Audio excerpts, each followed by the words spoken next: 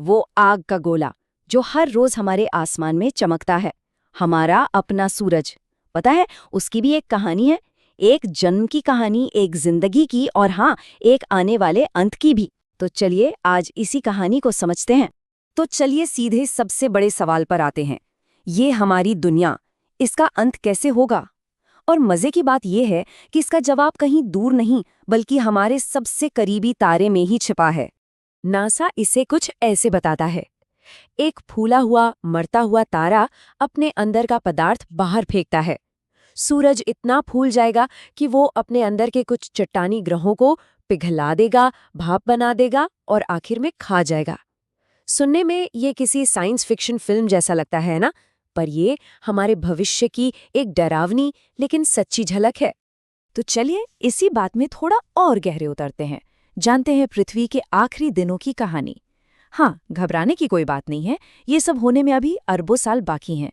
लेकिन एक बात तो पक्की है कि ये होकर रहेगा।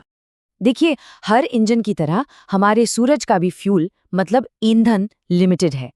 और वैज्ञानिकों का अंदाजा है कि आज से करीब 5.4 अरब साल बाद इसका जो मेन फ्यूल है, हाइड्रोजन, वो खत्म होने लगेगा। और ये अंत ना कोई एक झटके में नहीं आएगा, ये एक बहुत लंबी विदाई होगी।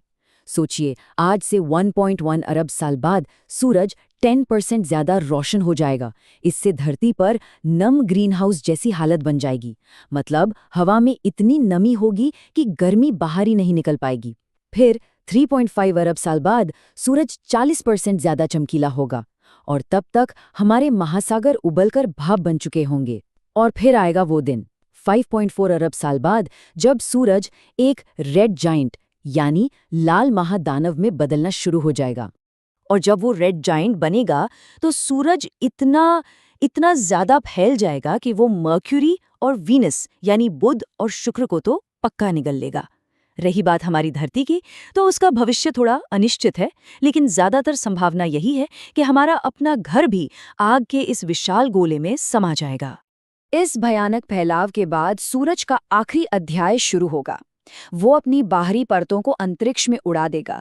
इससे गैस और धूल का एक बहुत ही खूबसूरत चमकता हुआ बादल बनेगा, जिसे कहते हैं प्लैनेटरी नेब्यूला। और पीछे रह जाएगा सिर्फ सूरज का कोर, जो सिकुड़कर एक छोटा लेकिन बहुत ही भारी व्हाइट ड्वार्फ बन जाएगा। जरा सोचिए, साइज में धरती जितना, लेकिन वजन में लगभग पूरे सूरज जितना। तो सूरज का ये भयानक भविष्य इस बात पर टिका है कि उसका ईंधन खत्म हो रहा है। पर सवाल ये है कि आज वो कौन सा इंजन है जो इस तारे को चला रहा है, जो इसे हमारे आसमान में इतनी शक्ति से चमका रहा है? इसका जवाब है न्यूक्लियर फ्यूजन, या कहें नाभिकीय संलयन। होता क्या है कि सूरज के एकदम सेंटर में जबरदस्त दबाव और गर्मी के वजह से हाइड्रोजन के एटम आपस में जुड़कर हीलियम बनाते हैं, और इसी प्रोसेस में इतनी जबरदस्त एनर्जी निकलती है जो अरबों सालों से हमारे पूरे सोलर सिस्टम को रोशन कर रही है। इस चार्ट को देखिए जरा।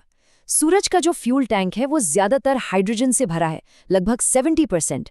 28% हीलियम है जो इसी फ्यूजन के प्रोसेस से बनता रहता है, और बाकी बचा 2% दूसरे एलिमेंट्स है। तो असल में ये हाइड्रोजन ही वो मेन फ्यूल है जो जल रहा है। चलिए एक छोटा सा सफर करते हैं सूरज के अंदर।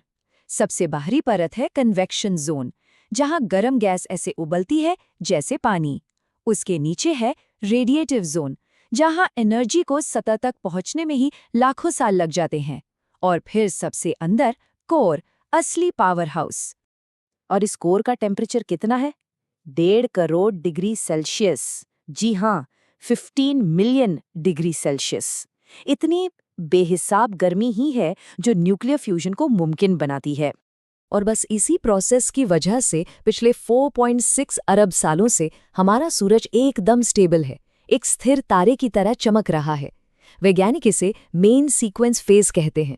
और सबसे दिलचस्प बात, सूरज अभी अपनी जिंदगी के सिर्फ आधे रास्ते पर है। तो हमने सूरज का भविष्य देख लिया, आज को समझ लिया। अब वक्त है थोड़ा पीछे जाने का, अतीत में, और ये जानने का कि आखिर हमारे सूरज का जन्म हुआ कैसे था। हर तारे की कहानी शुरू होती है एक स्टेलर नेब्यूला से, मतलब गैस और धूल का एक बहुत बहुत बड़ा विशाल बादल। आज से करीब 4.5 अरब साल पहले ऐसे ही एक बादल का एक टुकड़ा अपने ही ग्रेविटी की वजह से सिकुड़ने लगा, और बस उसी से हमारे सूरज का जन्म हुआ। लेकिन यहाँ एक सवाल उठता है, वो बादल तो अरबों सालों से यूं ही अंतरिक्ष में तैर रहा था, फिर अचानक ऐसा क्या हुआ कि वो सिकुड़ने लगा? वो कौन सी चिंगारी थी जिसने इस पूरी प्रक्रिया को शुरू किया? अब इसको लेकर वैज्ञानिकों के पास कुछ थ्योरीज हैं। पहली थ्योरी कहती है कि पास में कोई सुपरनोवा हुआ होगा, यानी एक बहुत बड़ा तारा फटा होगा, और उसकी शॉकवेव ने इस बादल को धक्का देकर सिकुड़ने पर मजबूर कर दिया। दूसरी थ्योरी एक खास तरह के तारे की तरफ इशारा करती है, वुल्फ राइट स्टार। कहते हैं कि इस विशाल तारे से निकली तेज हवाओं ने गैस को एक जगह जमा कर दिया होगा, जिससे सूरज बना। और इन थ्योरीज के पीछे सबूत भी हैं। ये बिल्कुल एक कॉस्मिक जासूसी जैसा है। वैज्ञानिक पुराने उल्का पिंडों यानी मीटेरॉइड्स को स्टडी करते हैं और उनमें उन्हें कुछ खास केमिकल्स मिलते हैं।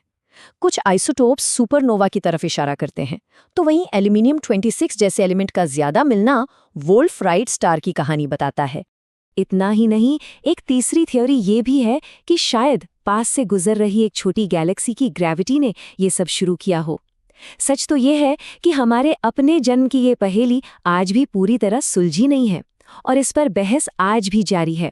तो सोचिए, हमारा सूरज मरे हुए तारों की धूल से बना था।